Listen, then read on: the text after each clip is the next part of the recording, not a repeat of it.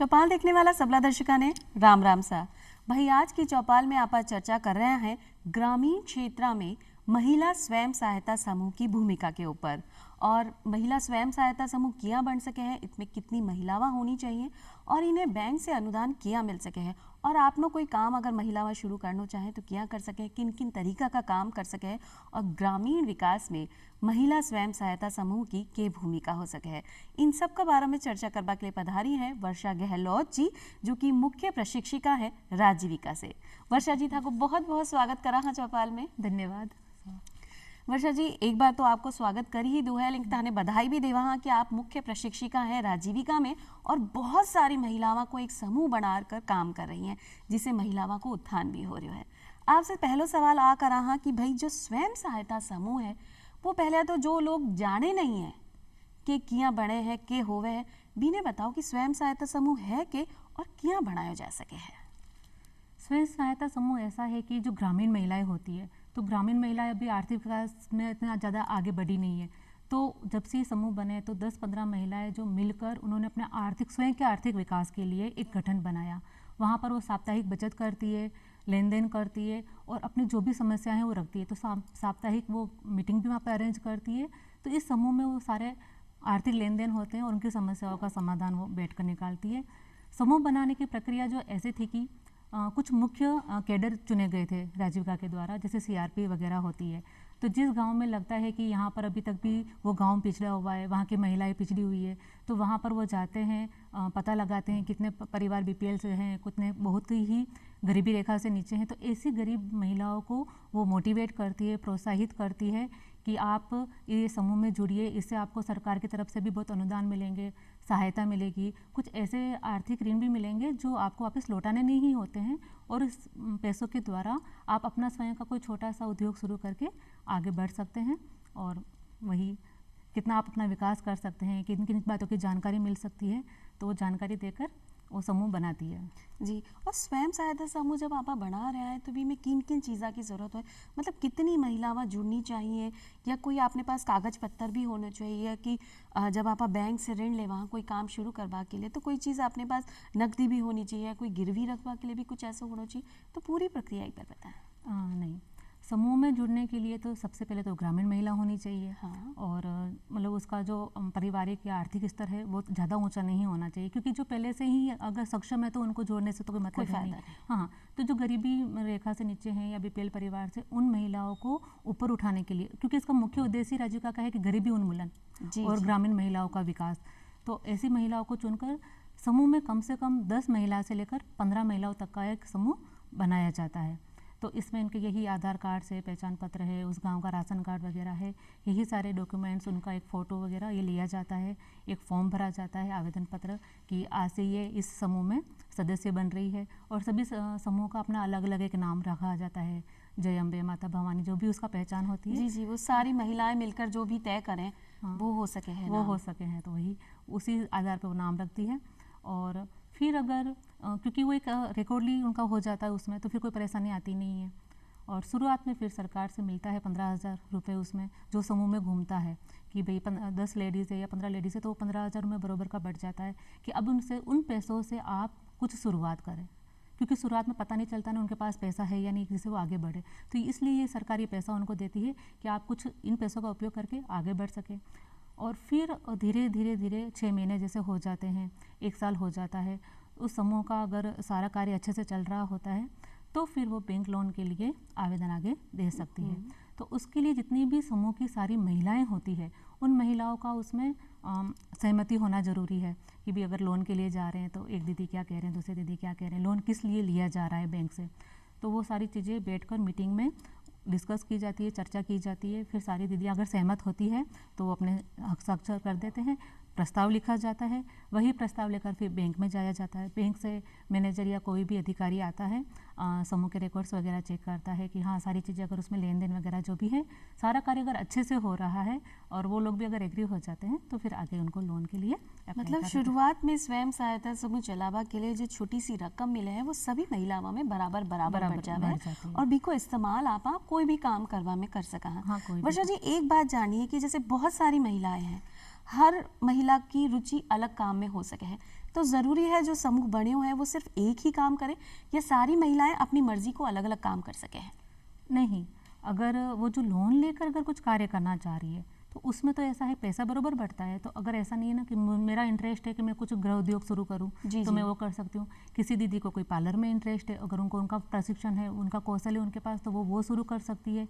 कोई दीदी खुद ना शुरू करके जैसे अपने पति को लगा सकती है उद्योग के रूप में, अपने परिवार के किसी सदस्य का उद्योग शुरू करवा सकती है, तो उन पैसों का उपयोग वो उसके लिए भी कर सकती है। बस वही है। शुरुआत में आपने जो मिला है बी में आपने तैयारी करनी है और बी के बाद जब आपनो समूह सही तरीका से चल रहे हो 6 महीने साल भर तक अगर अच्छी तरीके से चल जाए तो आपने बैंक से भी ऋण की सुविधा है और भी ऋण को इस्तेमाल आप किया भी कर सका। हर महिला अपने हिसाब से कर सके, जिनमें भी जो भी हुनर है बी ने इस्तेमाल कर सके है। स्वयं सहायता समूह को ज़्यादातर महिलावां ने के फायदा हो रहे है? कितने फायदे गिना सकते हैं आप जी। ये बताइए। क्योंकि जो महिलाएं थी जिन्होंने कभी घर के चौखट के बाहर कदम नहीं रखा था, जो कभी महिलाएं पढ़ना नहीं जानती थी, अपने हस्ताक्षर करना तक नहीं जानती थी, घर के बाहर भी एक दुनिया कोई होती है वो नहीं जानती थी। आज वो महिलाएं आप देखिए कि दूसरी जगह तक, दूसरे राज्य तक जाती है, तो फ़ायदा ये है कि खुद नहीं पढ़ी लिखी थी तो वो महिलाएं अपनी बेटियों को पढ़ा रही है क्योंकि अब वो जागरूक हो चुकी है। हाँ, पैसों के लिए उनको दूसरों पे डिपेंड रहना पड़ रहा था, आज वो पैसा उनके हाथ, आज वो अपना पैसा दूसरों को देने लगी है। आर्थिक क्षेत्र में, शिक्षा के क्षेत्र में ले लीजिए आप, और बैंक क्षेत्र में, कृषि क्षेत्र में, हर क्षेत्र में राजीविका ने महिलाओं को प्रशिक्षण देकर आगे बढ़ाया है। अभी ऐसा कोई क्षेत्र बाकी नहीं रहा है जहाँ पर महिलाएं कह सके कि इस क्षेत्र का ज्ञान मुझे नहीं है।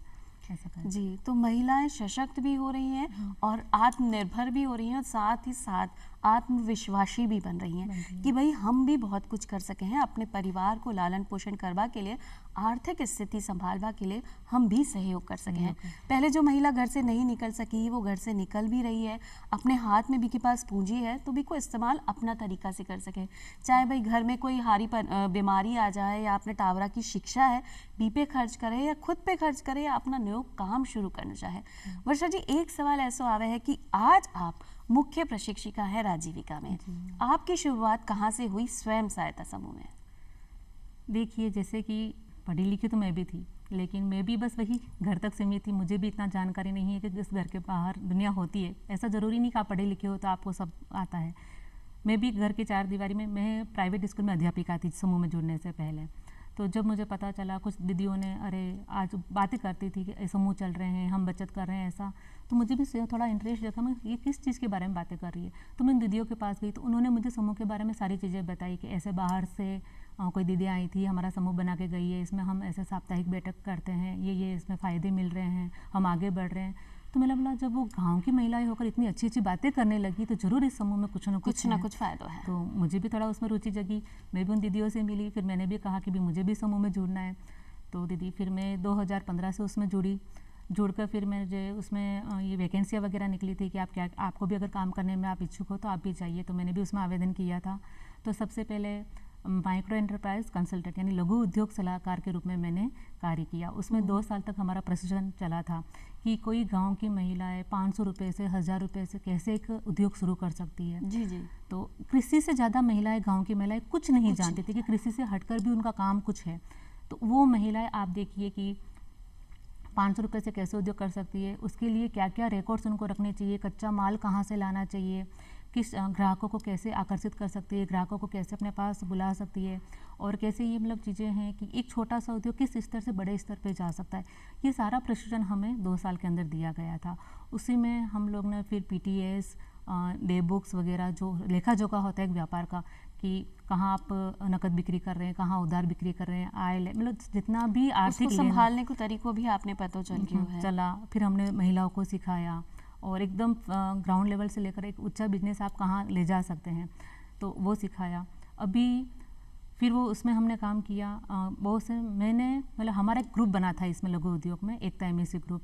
हम ग्रुप वालों ने मिलकर उस समय 2 साल में 2500 से लेकर 3000 तक के कोई समथिंग उद्योग शुरू करवाए थे। तो वो चालू हुआ, दीदी लोगों ने उसमें भाग लेना शुरू किया। दीदी को लगा कि हाँ कुछ बहुत सारे काम इसमें हो रहे हैं। हमने कपड़ा उद्योग शुरू करवाए, फैंसी उद्योग शुरू करवाए, आटा चक्की, मतलब जितना भी छोटा छोटा काम और बड़ा बड़ा काम उसमें हो सकता था वो सारी चीज़ें हमने करवाई।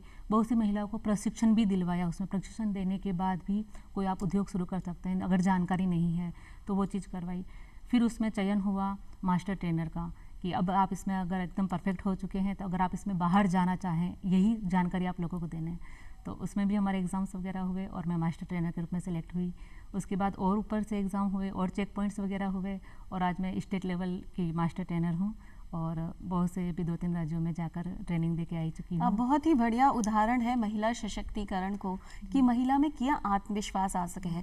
अगर ग्रामीण क्षेत्र की महिला स्वयं सहायता समूह के जरिए इतनी आगे बढ़ सके हैं तो कोई भी छोटो काम अगर आप शुरू करा, अपना बल पर शुरू करा, तो क्यों नहीं आप आगे बढ़ सका। ग्रामीण क्षेत्र का विकास की धुरी महिलावा भी हो सके है। महिलावा आगे बढ़कर आपने क्षेत्र को विकास भी कर सके हैं और आपने परिवार जन ने आगे भी बढ़ा सके हैं। जी कि वर्षा जी, अभी आपने बताया कि भाई बहुत सारी महिलाएं ऐसी हैं जिनके पास पैसों आवे तो अपनी बालिका ने शिक्षा दे रही हैं, बालिका शिक्षा ने भी बढ़ावा दे रही है। तो आप भी ग्रामीण विकास की धुरी में ही आवे है कि भाई अगर शिक्षा है, स्वास्थ्य है, खुद का स्वास्थ्य के प्रति जागरूक है तो ग्रामीण विकास तो हो ही रहा है और स्वयं सहायता समूह की वजह से हो रहा है। बीच में आपने बात करी लघु उद्योग के बारे में कि लघु उद्योग की शुरुआत भी कर सका और बी से भी आत्मनिर्भर हो सका, तो बी की शुरुआत आप किया कर सका या आप जैसी और महिलाएं हैं जिन्होंने अभी तक कुछ नहीं किया है वो किया कर सके हैं। इसके लिए लघु उद्योग के लिए राजीविका में हर तरह के कैडर मैंने बताया ना कि जैसे अगर कृषि विभाग से है तो उसमें कृषि सखी है, बैंक से अगर कुछ रिलेटेड है तो उसमें बैंक सखी है, अभी तो पशु सखी है, CRP से MCLP ऐसे बहुत से कैडर्स उसमें निकाले गए हैं। तो वैसे ही लघु उद्योग की जो योजना चली थी उसके लिए कैडर थे MEC। उन MEC लोग जैसे वो दीदी लोग स्वयं सहायता समूह में जाते थे, ट्रेनिंग देते थे, प्रशिक्षण देते थे और ये मीटिंग्स लेते थे कि ऐसे ऐसे उद्योग हैं, ये योजनाएं आई है, अगर आप लोग दीदी कुछ काम करना चाहे तो हमसे मिले, हम आप में की इसकी पूरी तरह से मतलब मदद करेंगे, कैसे आपको क्या करना, कुछ भी डरना नहीं है, कहाँ से आपको माल लाना है, कैसे बेचना है, शुरुआत कैसे करेंगे आप लेकर। कौन सा उद्योग आप कर सका लघु उद्योग में, मतलब घर बैठे ही छोटा छोटा सा काम जो भी अपनी रुचि का हो वो कर सका। हाँ, जैसे पापड़ मुंगेड़ी बनाना है, ये जो ओढ़नीस वगैरह होती है आपने देखा होगा, उसमें मोती हैं, मोती की लड़ियाँ बनाना है, स्टोन चिपकाने हैं, लेस वगैरह करवानी है, आटा चक्की है, सब्जी का उद्योग है। बहुत से दीदी अभी चूड़ियों का प्रशिक्षण चला था, ला के चूड़ियाँ बनाना, स्टोन उस पर चिपकाना, साबुन का प्रशिक्षण करके साबु बनवाए गए, सर्फ बनवाए गए, कैंडल, अगरबत्ती, ऐसे बहुत से उद्योग हैं। मतलब तो आप शुरुआत कर सकते हैं उसमें बना के। तो इसमें जो वो शिक्षण प्रशिक्षण को काम किया जावे है वो राजीविका की तरफ से किया जावे है कि महिलावा ने जे कि अभी आपने बताया साबुन बनाना सिखाया है, मोमबत्ती बनाना, अगरबत्ती बनाना, पापड़ मंगोड़ी, कोई महिला अगर जीरो से शुरुआत करे जिन्हें नहीं आवे है तो कहीं शिक्षण प्रशिक्षण की भी व्यवस्था है। हाँ, उसकी भी व्यवस्था राजीविका के द्वारा बिल्कुल फ्री दी जाती है, बिल्कुल मुफ्त। ये जैसे RCT का नाम सुना हो आपने, तो RCT भीलवाड़ा जिले में जैसे हमारे सुहाना ब्लॉक में है, तो बहुत सी दीदी का हम क्या करते हैं, पहले जानकारी लेते हैं कौन सी दीदी या कौन से उद्योग करने में या कौन सा काम करने में रुचि रखती है, तो उनका फिर हम अलग अलग फीडबैक लेते हैं और अलग अलग क्षेत्रों में उनको बांटते हैं। जैसे कोई इसके पार्लर के लिए करना चाह रही है, कोई सिलाई के लिए करना चाह रही है, कोई किसी दूसरे कंप्यूटर भी सीखना चाह रही है, तो हर उनका नाम लेकर उन्हें हम अलग अलग डिवाइड करते हैं। फिर जैसे ही एक बैच बन जाता है 20 का 25 का, कहीं पार्लर के लिए 20-25 दीदियाँ तैयार हो चुकी है, सिलाई के लिए इतनी दीदियाँ तैयार हो चुकी है, तो वो सारे उनका नाम और पूरा रिकॉर्ड्स डॉक्यूमेंट जो भी चाहिए वो हम लेकर राजीविका में CLF ऑफिस पे देते थे। तो उनका फिर वो आगे से डेट निर्धारित करते हैं कि इतना दिन का ये बैच होगा, प्रशिक्षण होगा, वहाँ पे आप इन दीदियों को वहाँ पर भेज दीजिए। तो बिल्कुल जीरो खर्च पे उन दीदियों को वहाँ पर प्रशिक्षण दिया जाता है। प्रशिक्षण के साथ उनको बाद में वही उद्योग शुरू करने के लिए लोन भी दिया जाता है और वो संस्था उनके मतलब बिल्कुल 6 महीने तक उनका सपोर्ट करती है, जहाँ तक उनका उद्योग अच्छे से जम नहीं जाता तब तक वो उनका अच्छे से सहयोग करती है। कि मतलब शुरुआत में आपका जो काम धंधो आप शुरू कर रहे हो वो सही तरीके से चल रहे हो कि नहीं चल रहे हो, बी की देख रेख भी की जावे है और बी के लिए जो आपको ऋण मिले है बी को सही इस्तेमाल हो रहे हो कि नहीं हो रहे हो और सही दिशा में काम हो रहे हो कि नहीं हो रहे, आ सब चीज़ों की देख रेख की जाए जिससे महिला आगे बढ़ सके है। कई बार देखने में आवे है कि जो अपना ग्रामीण भाई बहन है वो सिर्फ खेती बाड़ी पर ही निर्भर है और खेती बाड़ी को काम कई बार आपातकाल आ जाए या प्राकृतिक आपदा आ जाए जिससे काम सही नहीं हो पाए या फसल खराब हो जाए, ऐसे में किसान भाइयों के पास कोई और काम नहीं है। महिलाएं जैसे कि सिर्फ आई समझें कि भाई आपनो जो काम है घर संभालना है, कृषि खेती करनी है या फिर पशुपालन को काम है, ई के अलावा भी के पास कोई काम नहीं है। तो ऐसे में आई सोचो जाए कि भाई गांव छोड़कर आप शहरा की ओर चला कि आप मजदूरी कर लिया या कुछ और कर लिया, तो आप पलायन ने रोकबा में स्वयं सहायता समूह की क्या भूमिका रही है कि महिला वहीं रहकर अपना काम कर सके। इसमें सबसे बड़ी भूमिका ये रही है कि जो स्वयं सहायता समूह से जो महिलाएं जुड़ी हैं उनको तो रोजगार मिला ही है। अब उसमें आप देखिए कि अनपढ़ महिलाओं से लेकर जिसके पास डिग्री है, सभी महिलाओं को काम है। ऐसा नहीं कि जो पढ़ी लिखी है या डिग्री हासिलरत महिलाएं हैं उन्हीं के लिए काम है, नहीं। जो महिलाएं हस्ताक्षर करना तक नहीं जानती वो महिलाएं आज दूसरे राज्यों में जा रही है, वहाँ पर समूह बना रही है और एक महीने का 25,000 रुपये 35,000 रुपये तक की वो आय अपनी आय कमा रही है। और उन दीदियों को तो काम मिल रहा है, उन्हीं से जुड़े उनके परिवार के सदस्यों को काम मिलने के लिए भी इसमें योजनाएं हैं। उनको भी शिक्षण राजीविका के द्वारा फ्री दिया जाता है, उनके परिवार के सदस्यों को भी। और वो भी अगर कोई उद्योग शुरू करना चाह रहे हैं तो उनको भी लोन उपलब्ध करवाने की और ऋण उपलब्ध करवाने की पूरी तरह से योजनाएं होती है। बहुत सारी उसमें योजनाएं निकली कि अगर कोई ऐसा व्यक्ति है जैसे परिवार से कभी कोई ऑटो रिक्शा चलाना चाह रहा है, यहीं पे रहना चाह रहा है, बाहर नहीं जाना चाह रहा है, तो उनका भी सारा डॉक्यूमेंट्स लेके आप दे सकते हैं कि इन दीदी से ये भैया जुड़े हुए हैं और आप उनके लिए कुछ काम धंधा शुरू कर दीजिए या कुछ देख दीजिए। तो वो भी उन पे भी कार्य उनसे होता है, हो सके है। तो उनका मतलब हर बेटा हो, भाई हो, देवर, कोई भी हो, सारे सदस्यों के लिए आप उसमें आप आवेदन कर सको हो। तो अपना गांव छोड़वा की आपने जरूरत नहीं है, क्योंकि आपने जो पुरानी चीज़ें हैं अपना बड़ा पोता छोड़ कर गया है।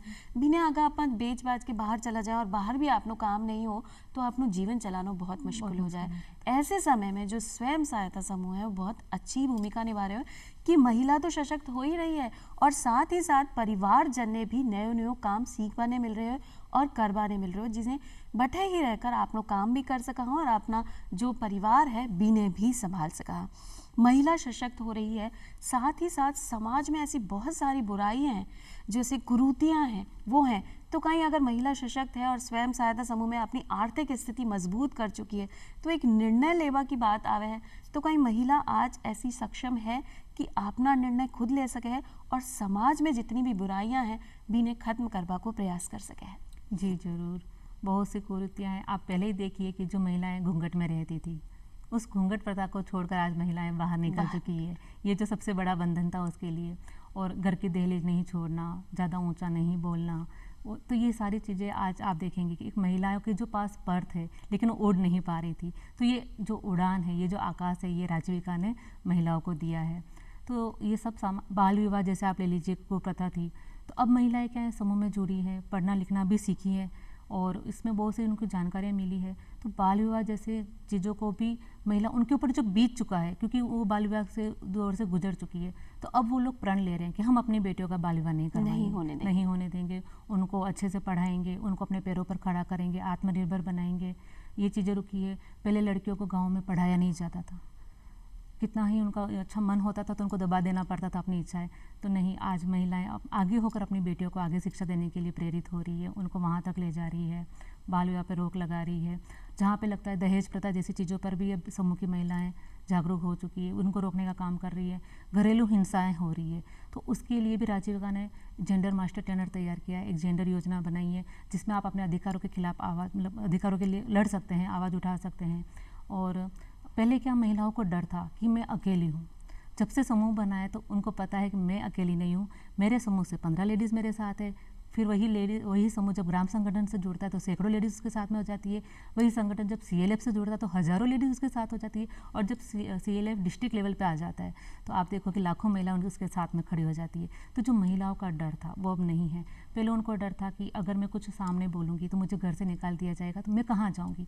आज महिलाओं की डर बिल्कुल नहीं। आज महिला इतनी सक्षम हो चुकी है कि मैं खुद अपना पेट पाल सकती हूँ, मेरे साथ में 10 इंसानों को मैं आगे मतलब पाल सकती हूँ, लेके जा सकती हूँ। ये वाली चीज़ें मतलब आप देखिए कि इतना आगे बढ़ चुकी है महिलाएं। अभी आप देखिए, ये उसकी बहू है, ये उसकी बेटी है, ये उसकी पत्नी नहीं, आज कहीं दीदी जा रही है तो उन दीदी को इतना है, आज वो दीदी उनके नाम से पहचानी जा रही है। एक सबसे बड़ी पहचान बनाने में वो आगे बढ़ी है। आज उनको किसी के नाम की, किसी की पहचान की जरूरत ही नहीं रही है। इतना ये सारी सामाजिक चीज़ों से आगे बढ़कर महिलाएं बिल्कुल। आज सबसे बड़ी बात है कि महिला अपना खुद का नाम से पहचानी जा रही है और समाज में भी को नाम आगे बढ़ रहा है, तो बहुत ही चौकी बात है।